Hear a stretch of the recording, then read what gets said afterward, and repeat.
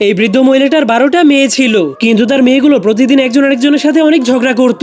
এজন্য বৃদ্ধ মহিলাটা তাদের উপর অনেক বিরক্ত হয়ে একদিন তাদের সবাইকে একটা অভিশাপ দিয়ে দেয়। তখন সে অভিশাপে অনেক জোরে জোরে বলতে শুরু করে, হে আমার প্রভু, আমি আর ওদের জ্বালাতন আর সহ্য করতে পারছি না, দয়া করে তুমি ওদের সবাইকে জঙ্গলি পাখি বানিয়ে আমার ঘর থেকে বের করে দাও। কিন্তু তার মুখ থেকে এই কথাটা বের হওয়ার সঙ্গে সঙ্গেই তার 12টা মেয়ে জঙ্গলি পাখি হয়ে ঘর থেকে উড়ে চলে যায়। এজন্য বৃদ্ধ মহিলাটা প্রথমবারের মতো নিজের ভুল বুঝতে পেরে তার মেয়েগুলোকে বাড়িতে ফিরে আনার জন্য খুঁজতে শুরু করে। কিন্তু সে তাদেরকে অনেক খোঁজাখুঁজি করার পরেও কোথাও খুঁজে পায়নি। এই জন্য সে নিজের একাকিত্বকে দূর করার জন্য একটা ছেলেকে জন্ম দেয়। কিন্তু সে ওই ছেলেটাকে তার 12টা বোনের ব্যাপারে কিছুই বলেনি। কিন্তু ছেলেটা বড় হয়ে যাওয়ার পর তার প্রতিবেশীদের কাছ থেকে সবকিছুই জেনে যায়। এজন্য সে তার মায়ের কোনো কথা না শুনে তার বোনগুলোকে খোঁজার জন্য বের হয়ে যায়। এরপর সে হাঁটতে হাঁটতে অনেক দূরে চলে যাওয়ার পর একটা ছোট্ট ঘরকে দেখতে পায়। কিন্তু ছেলেটা ওই ঘরের মধ্যে ঢোকার পর একজন ভয়ঙ্কর ডাইনি বুড়িকে দেখতে পায়। তাকে দেখার পর ছেলেটা অনেক ভয় পেয়ে গেলেও সে চালাকি করে ডাইনি বুড়িকে মা ডাকতে শুরু করে। তখন সেই ডাইনি বুড়ি তার হাতগুলোকে উঁচু করে বলতে শুরু করে, তোর ভাগ্য অনেক ভালো যে তুই আমাকে মা ডেকেছিস, না হলে আমি তোকে কাঁচাই খেয়ে ফেলতাম।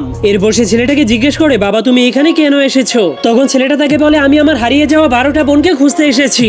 যা শোনার পর ডাইনি বুড়ি তাকে সাহায্য করার জন্য একটা বাঁশি বাজিয়ে দিলেই মাটির নিচ থেকে অনেকগুলো বিষাক্ত সাপ বের হয়ে আসে। এরপর ছেলেটা ওই সাপগুলোকে তার হারিয়ে যাওয়া বোনের ব্যাপারে জিজ্ঞেস করে, কিন্তু সেই সাপগুলো তার বোনের ব্যাপারে কিছুই জানতো না। এজন্য সেই ডাইনি বুড়ি আবারও বাঁশি বাজিয়ে দিলে আকাশ থেকে অনেকগুলো পাখি নেমে আসে। কিন্তু ডাইনি বুড়ি দেখতে পায় একটা কাক এখনো আসেনি। ঠিক তখনই হঠাৎ করে একটা আহত হয়ে যাওয়া কাক অনেক ক্লান্ত হয়ে সেখানে চলে আসে। এরপর সে সবাইকে বলতে শুরু করে, আজকে আমি অনেক উঁচু একটা লাল মিনার দেখেছি, আর সেই মিনারের ভেতরেই 12টা জঙ্গলি কাক বসবাস করে, কিন্তু সেখানে কোনো মানুষই যেতে পারে না। কিন্তু আমি যখন সেখানে যেতে চেয়েছিলাম তখন একজন শিকারী আমাকে গুলি করে আহত করে দিয়েছে।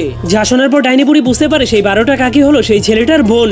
এরপর সে ছেলেটাকে দুইটা ছোট ছোট হাড়ের টুকরো দিয়ে বলে, মিনারের কাছে গিয়ে তুমি সেগুলোকে মাটিতে রেখে দিও। তখন ছেলেটা সেই ডাইনি বুড়ির কথা মতো হাড়গুলোকে মাটিতে রাখলেই সেখানে অনেক লম্বা একটা সিঁড়ি হয়ে যায়। এরপর ছেলেটা সেই সিঁড়ির মাধ্যমে মিনারের অনেক উপরে চলে যায়। তখন ছেলেটা দেখতে পায় সেখানে তার একজন বোন বসে বসে পাহারাদারি করছে। কিন্তু তখনই সে হঠাৎ করে অচেনা একটা ছেলেকে দেখে অনেক ভয় পেয়ে যায়। এই জন্য ছেলেটা তাকে জলদি করে বলে, আমি তোমাদের ছোট ভাই, আমি তোমাদেরকে এখান থেকে ঘরে নিয়ে যেতে এসেছি। কিন্তু কথা বলার সময় বাইরে থেকে পাখিদের উড়ে আসার শব্দ আসতে শুরু করে। এই জন্য তার ছোট বোন জলদি করে তাকে একটা রুমের মধ্যে লুকিয়ে দেয়, যাতে হঠাৎ করে একটা অচেনা ছেলেকে দেখে তার বাকি বোনেরা ভয় পেয়ে না যায়। এরপর তারা সবাই কাক থেকে মানুষ হয়ে যাওয়ার পর বড় বোন সেখানে একজন নতুন মানুষের ঘ্রাণ পেতে শুরু করে। এরপর অনেক রেগে তাকে খুঁজে বের করার জন্য সবগুলো কোনায় কোনায় খুঁজতে শুরু করে দেয়। কিন্তু তখনই পাহারাদার বোন তাদের সবাইকে সত্যি কথা বলে যে এটা তাদের সবার আপন ভাই।